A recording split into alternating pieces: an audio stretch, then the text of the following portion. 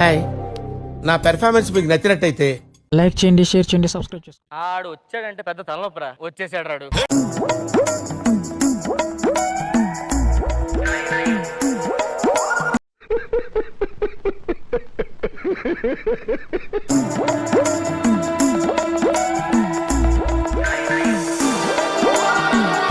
ఏయ్ ఏంటిది, మాకేంటిది అంటున్నాను.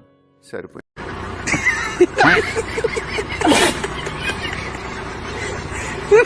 రాజమండ్రి రూరల్ నియోజకవర్గం నుంచి వచ్చిన వైఎస్ఆర్ సిపికి సంబంధించిన ముఖ్యమైన నాయకులకు, కార్యకర్తలకు, స్నేహితులకు అందరికీ కూడా హృదయపూర్వకంగా వెల్కమ్ చెప్తా ఉన్నాను.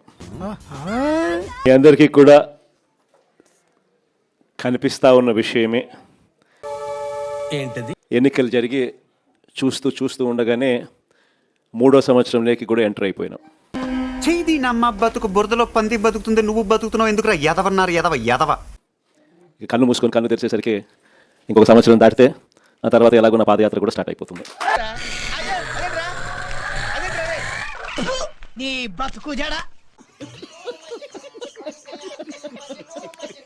కళ్ళు మూసుకొని కళ్ళు తెరిచేసరికి ఈ 2 ఏళ్ళు కూడా ఇట్టే ముగిసిపోతాయి. చూస్తా 3వ ఏడాది కూడా వేగంగా గడిచిపోతా ఉన్న పరిస్థితులు కూడా చూస్తా ఉన్నాం. వింటానికి విల్లింగ్ గా ఉంటే శ్రీకృష్ణుడు భగవద్గీతలో అర్జునుడికి ఇంత చెప్పాడు. ఈ క్రమంలో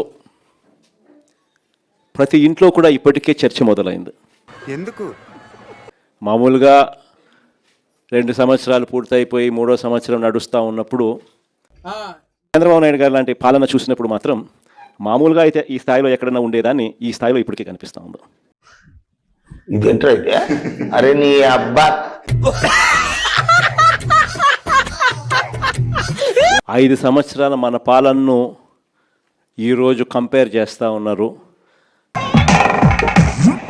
చంద్రబాబు నాయుడు గారి ఈ 3 సంవత్సరాల ఈ పరిపాలనకు సంబంధించిన పరిపాలనతో మన పాలనకు చంద్రబాబు నాయుడు గారి పాలనకు మధ్య తేడా చూస్తూ ఉన్నారు.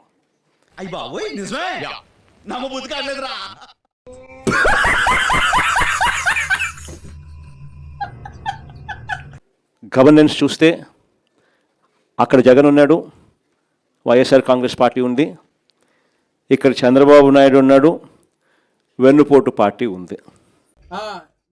కానీ పరిపాలన చూస్తే ఆ రోజు మన 5 సంవత్సరాల పాలనలో ఈరోజు ప్రతి ఇంట్లో కూడా చర్చ జరిగేది ఏమిటి అంటే జగన్ ఎలా చేయగలిగాడు, ఇవే తగ్గించుకుంటే మంచిది, చంద్రబాబు నాయుడు గారి పాలనలో ఎందుకు జరగడం లేదు అన్న చర్చ ప్రతి ఇంట్లో కూడా జరుగుతూ ఉంది. నోరు ఉంది కదా గుల్ల వాగకు, పాయింట్ లాకేసిన లాగి పడితే ఎంత.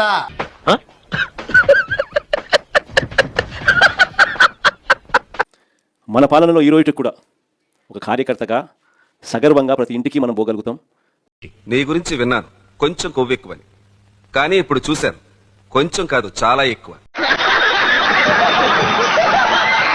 ఎన్నికల మేనిఫెస్టో 99% పూర్తి చేసిన ఏకైక పార్టీ ఏదైనా ఎప్పుడైనా ఈ రాష్ట్రంలో ఉంది, దేశంలో కూడా బహుశా ఎక్కడైనా ఉంది అంటే వైఎస్ఆర్ కాంగ్రెస్ పార్టీ.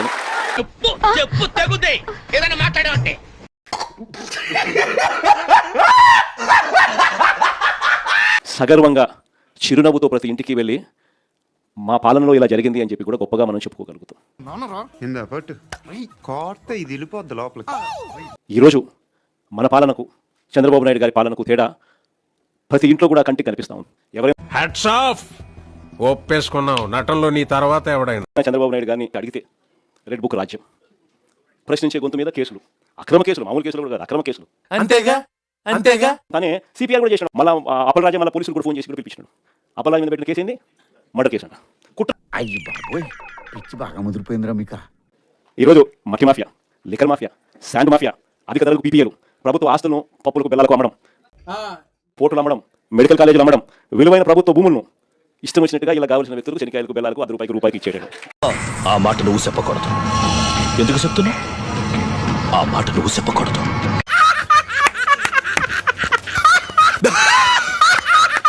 చంద్రబాబు నాయుడు గారి పాలనలో సంపద సృష్టి అంటే దాని అర్థం గవర్నమెంట్ ఆస్తులన్నీ శనికాయలకు బెల్లాలకు అమ్మడము.